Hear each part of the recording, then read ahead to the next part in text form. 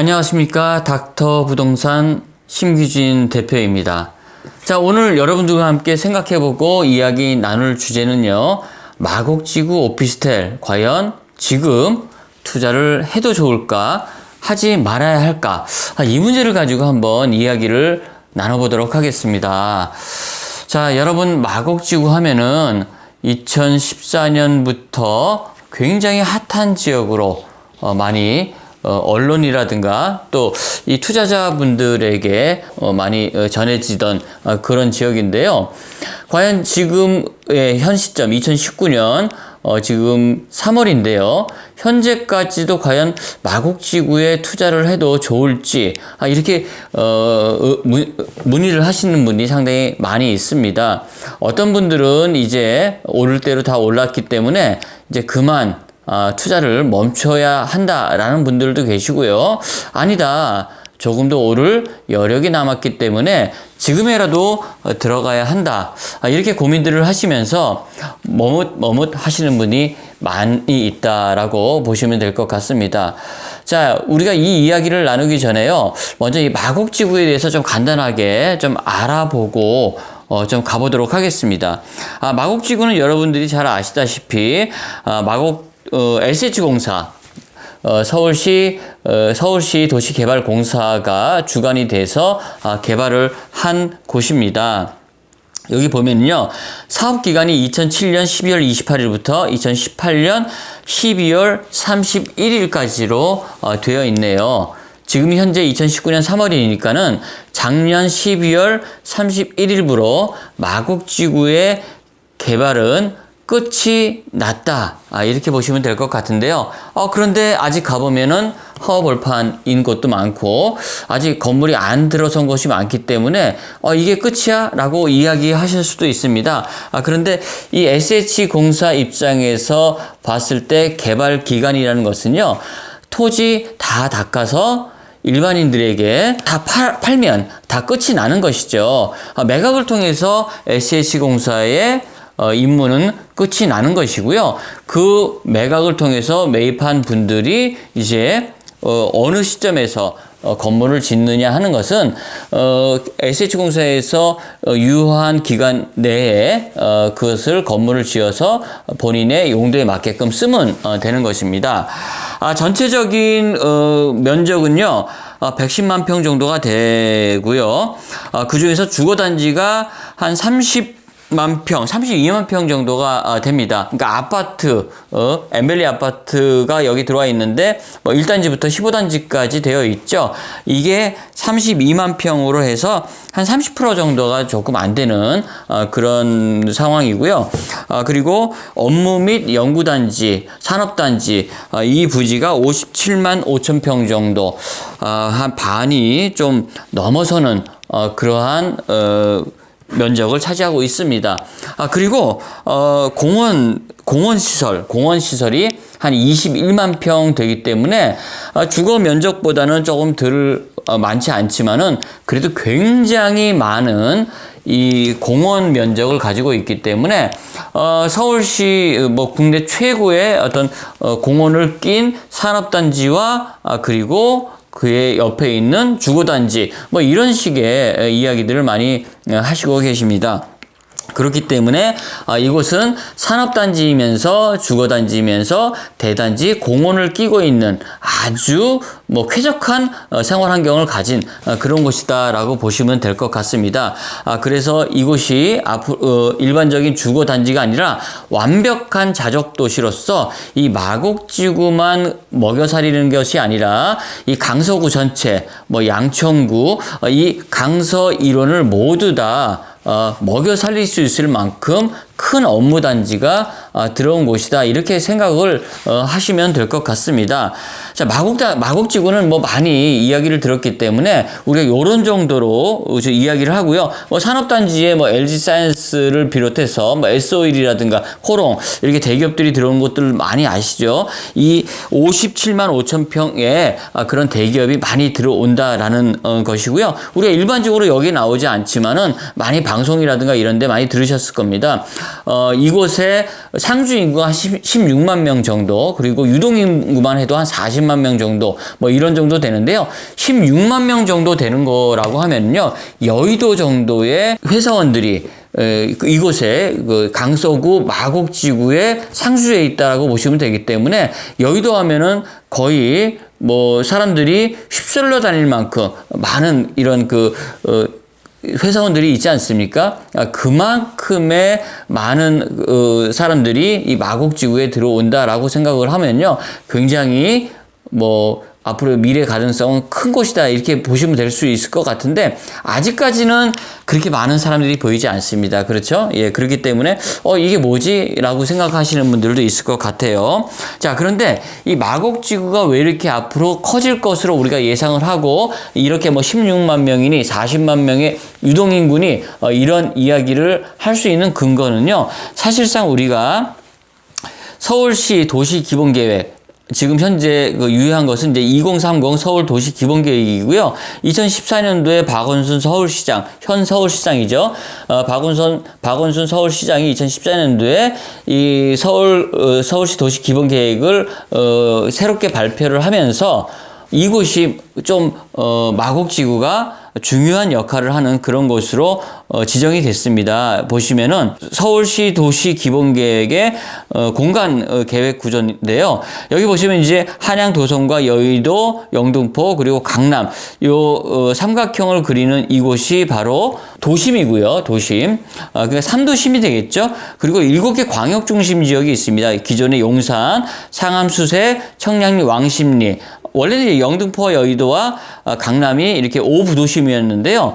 여의도와 영등포와 강남이 도심이 되면서 기존에는 이제 3개가 남았습니다. 용산, 상암, 수색, 청량리, 왕십리. 그리고 이제 4개가 더 지정이 되었는데요.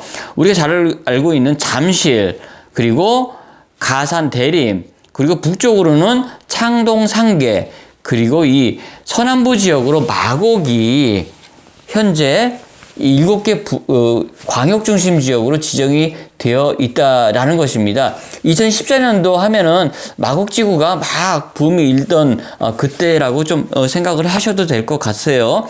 그때부터 사실은 마곡지구의 이런 발전은 거의 결정이 나 있었던 사항인데, 우리는 아직도 이 강서구, 서울의 가장 서쪽에 있는 뭐 변두리 뭐 이렇게 생각하시는 분들도 계시겠지만은, 실질적으로는 마곡지구는 아주 핵심 지역으로 벌써 서울시에서 지정이 되어 있다라는 것이죠. 그러면 여러분들이 이제 과연 광역 중심 지역은 뭐야? 뭐 도심은 뭐 가장 좋은 곳이겠지라고 생각을 하는데, 과연 광역 중심 지역은 뭘까?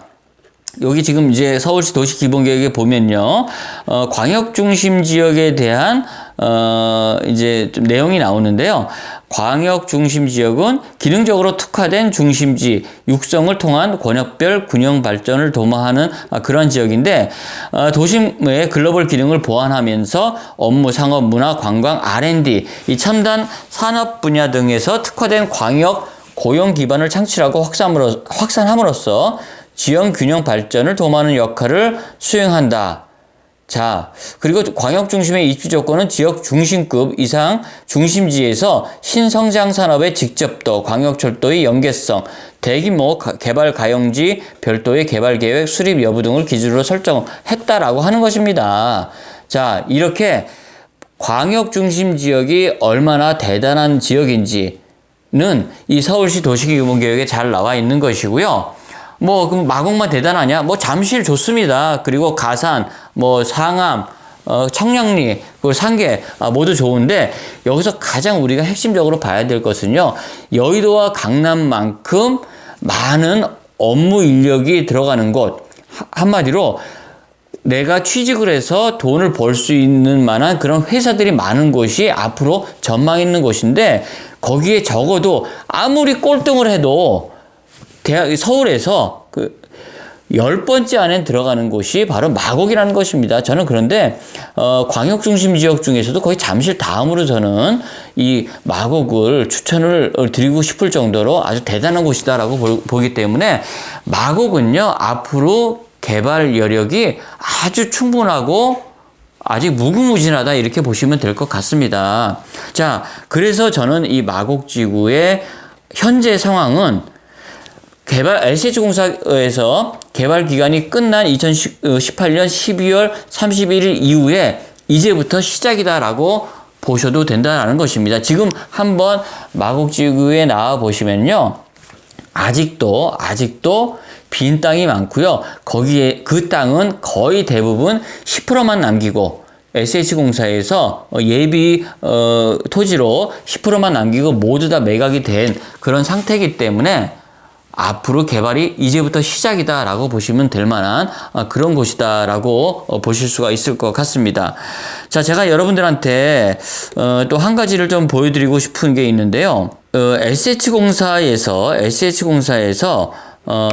이런 그 마곡지구의 땅들을 매각을 합니다. 예, 매각을 하는데 제가 이 이야기를 해드리는 이유는 현재 기존에 마곡지구의 오피스텔이 2012년, 2012년, 13년 이때 분양을 할 때 대부분 얼마 정도에 분양을 했냐면요. 작은 건 5평, 5평대는 1억 2천에서 시작해서 조금 큰 것들이 1억 4천, 1억 5천, 1억 6천, 요런 정도, 1억 6천 미만이었어요. 1억 5천 정도대로 보시면 될 것 같은데, 지금 이 오피스텔이 금액이 얼마가 됐냐면요. 한 1억 2천에 분양했던 건 1억 5천 정도, 그리고 1억 3, 4천에 분양했던 건 1억 8천까지도 갔고요. 1억 7천, 6, 7천 정도에 분양했던 건 2억 2천, 3천이 지금 넘어가고 있는 상황입니다. 특히나 여기서 조금 큰 것들, 우리가 이제 여기서 1.5룸이라고 하는데요. 8평, 9평, 10평, 11평, 12평 이런 것들은 벌써 3억 중반대를 넘어서 12평 되는 건 4억 원까지 지금 가는 오피스텔도 현재 있다라고 보실 때 이제는 더 이상은 오르지 못하지 않을까 이렇게 생각을 하시는 것 같습니다. 자, 그런데 이게 지금 이런 정도로 간 이유가 과연 무엇일까요? 이게 거품일까요? 여러분들 이걸 좀 잘 생각을 해보셔야 돼요. 왜 이렇게 마곡지구의 오피스텔이 많이 올랐는가? 이거를 좀 생각을 해보셔야 될 것 같은데요. 저는 이렇게 생각을 합니다. 기존의 마곡지구의 이 업무지역, 상업지역 이런 땅들을 이제 우리 일반인들은 잘 모르지만은 SH공사가 이 개발이 끝났다라고 아까 말씀을 드렸죠. 개발을 해서 매각을 하는 것이 사실 개발이 끝났다라고 이야기하는 것인데요. 매각을 해야 되는 것이죠. 매각을 어떻게 하냐면요. 경쟁 입찰을 통해서 매각을 시작을 합니다. 자, 그런데 제가 자료를 좀 몇 개 좀 뽑아 봤는데요. 2013년 7월 22일 날 마곡지구 상업용지 등 재공고 개찰 결과에 대한 그런 내용을 제가 이렇게 프린터로 뽑아봤습니다. 여러분들도 쉽게 사실 SH공사에 들어가시면은 보실 수 있는 자료인데요. 제가 어느 필지라고 딱 꼬집어서 말씀드리긴 좀 그래요. 아무래도 이제 거기에 지금 다른 어떤 건물이 지어져서 그것들이 지금 또 매매가 되고 있기 때문에 또 살고 계시기 때문에 이 땅이 얼마짜리였네라고 제가 이 자리에서 밝히긴 조금 좀 어려운 점이 있어서 제가 그냥 일반적인 업무용지라고 보겠습니다. C2라고 되어 있는데요. 여기가 면적이 2294제곱미터, 그러면은 한 800평 되는 건가요? 800평이 좀 안 되는 한 700평 정도가 되는 그런 땅인데 이게 125억 7,950만 원에 낙찰이 됐어요. 이거는요, 평균, 우리가 평당으로 따지면 1,800만 원 정도가 되는 금액입니다.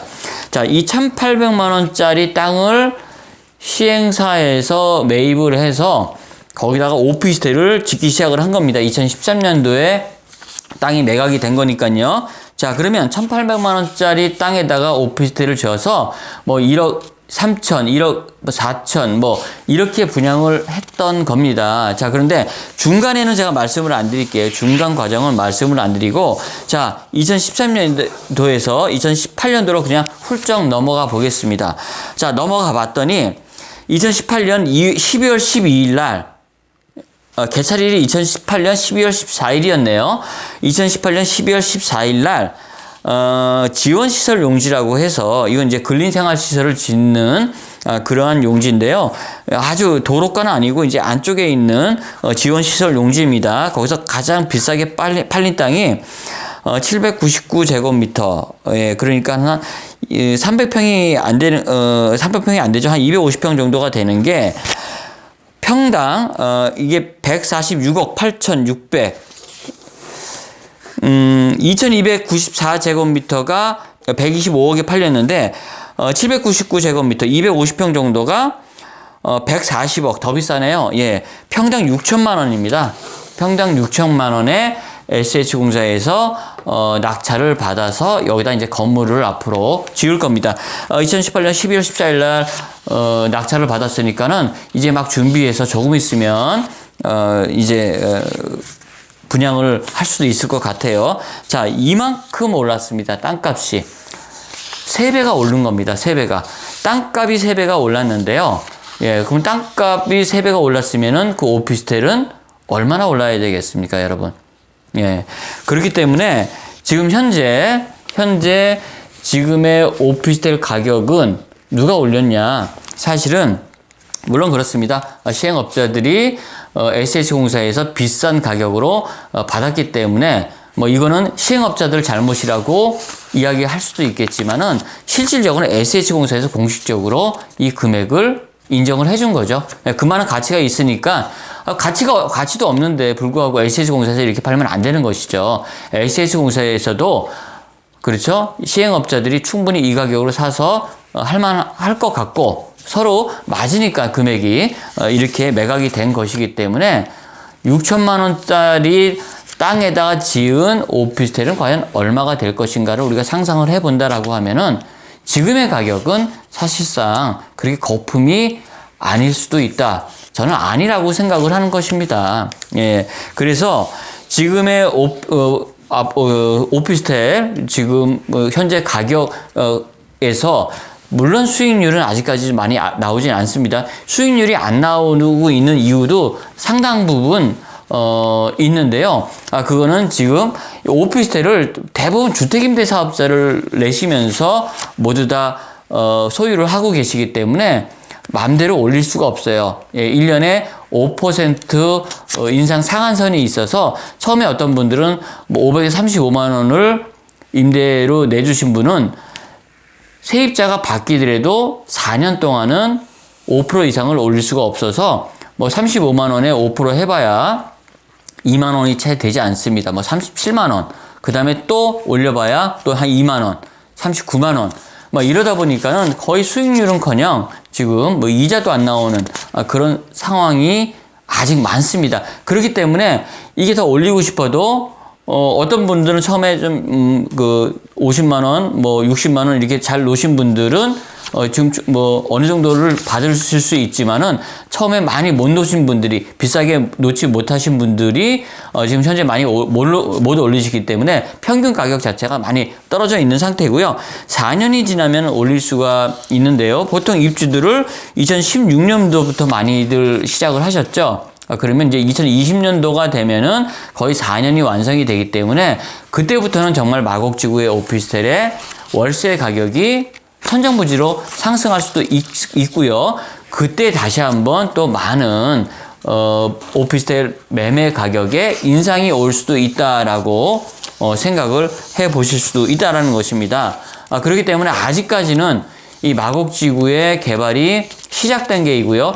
우리가 제일 큰 LG 사이언스 파크, 그렇죠? LG 우리나라 초대형 그룹인 LG 그룹도 이곳에 연구단지를 만들어서 들어왔는데 아직 100%가 들어오지 않았고요.